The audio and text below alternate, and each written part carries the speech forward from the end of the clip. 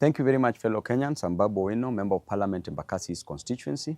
I want to take this opportunity to thank Kenyans for the great support that you gave me during this challenging moment. I was arrested on Tuesday, the 18th day of July, 2023 at Jomo Kenyatta International Airport around 9 p.m., handcuffed, blindfolded, and thrown in a boot of a Subaru car, driven in the middle of nowhere, put in a solitary confinement. For 3 days, I went without food. No, I wasn't given food, no access to my family, no access to my lawyers, to my legal representation. I did not take bath, I did not take water, and that was a very inhuman treatment accorded to me. If a member of parliament can be treated in a very harsh way, what is happening to normal Kenyans? I want to take this opportunity to condemn such acts. The only mistake I made was to fight for Kenyans. And as a leader, an elected member of parliament, I'm a voice of the voiceless. I'm a messenger. You can kill the messenger, but you will never kill the message. You can harass the messenger, but you will never destroy the message that is delivered. And if fighting for Kenyans is what will cost me my life, so be it. I'm an elected member of parliament whose role is to fight for Kenyans, is to fight for the downtrodden, is to fight for the people who are languishing in abject poverty, is to ensure that I deliver the best to them. And that is what I've been doing. Since I was a student leader, I was fighting for the interest of Kenyans, and I will continue fighting for the interest of Kenyans. I will never be gagged. And in fact, what you're doing to me and what you're doing to other leaders will just catalyze this reaction. We will do it even better. We will ensure that we will never be intimidated, we will never be cowed. As you can see, there are very harsh conditions in this life. Life is unbearable. The cost of living must come down. The price of fuel must come down. The price of hunger must come down. The price of other commodities must come down. A good leader is one who ensures that his people do not suffer. Subjecting people to these harsh conditions, to suffering, means that you are fighting for a personal interest.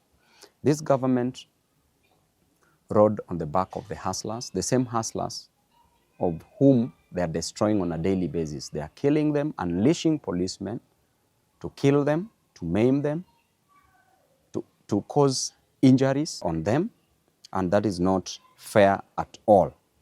On a daily basis, you blame Raila to be the cause of the deaths of the people. Raila did not give instructions to the police to use brute force, to use the extrajudicial means to gag people from fighting for their inherent and inalienable interest, not only spiritedly but also religiously.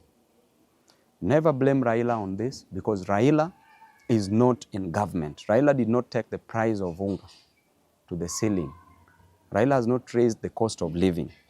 You as President Ruto, you as Rigathi Gachagua, what you are doing to the people is to deny them their fundamental human rights. In addition to that, you are killing them. You are destroying them.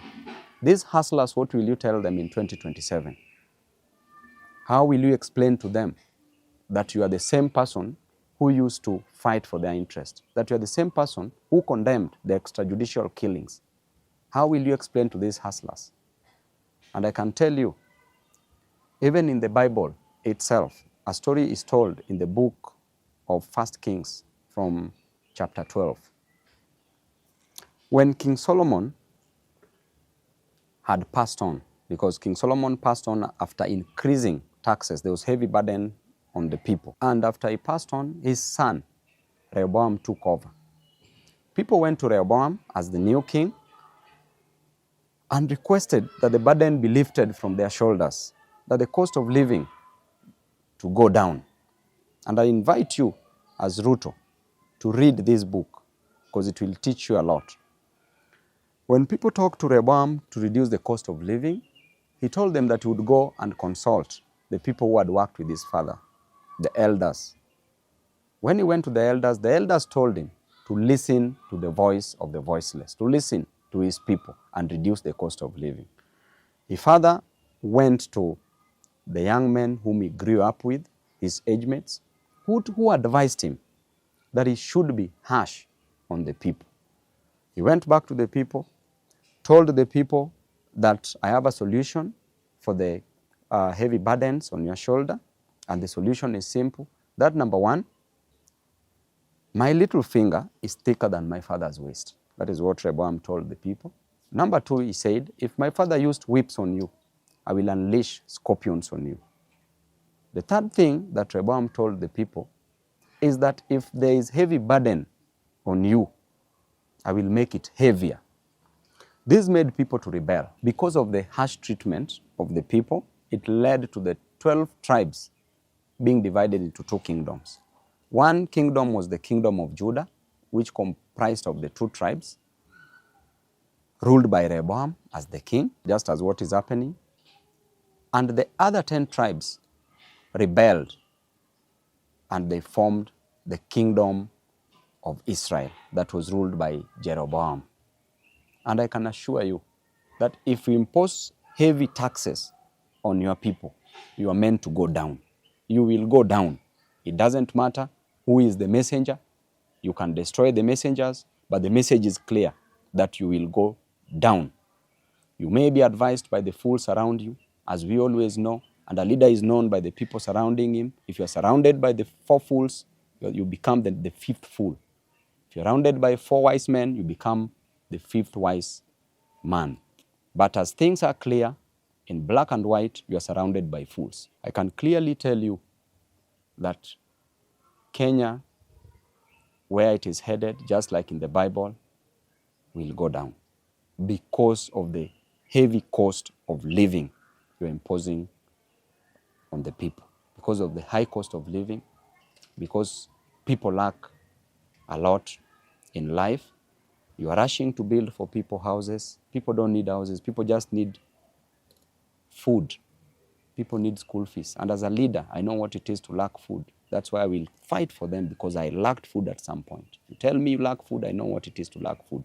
If you tell me that you lack school fees, I know what it is to lack school fees. You are rushing to build for people houses, which is not a main challenge, but people's main challenge is the food. Just let the cost of living come down. If it doesn't come down, it must be forced to come down. Lastly, I would like to advise Rachel Ruto and Bishop Dorcas Gachagua that you don't need to pray for Kenya. You don't need to pray for people. Pray for your husbands. The problem is in your house. The problem is not outside the door. You are living with the problem. Don't cast the demons. Look near you. You will see them. We will continue fighting, and to Kenyans, we will always fight for you. Members of the press, we thank you very much for being on the side of the people. Tibim.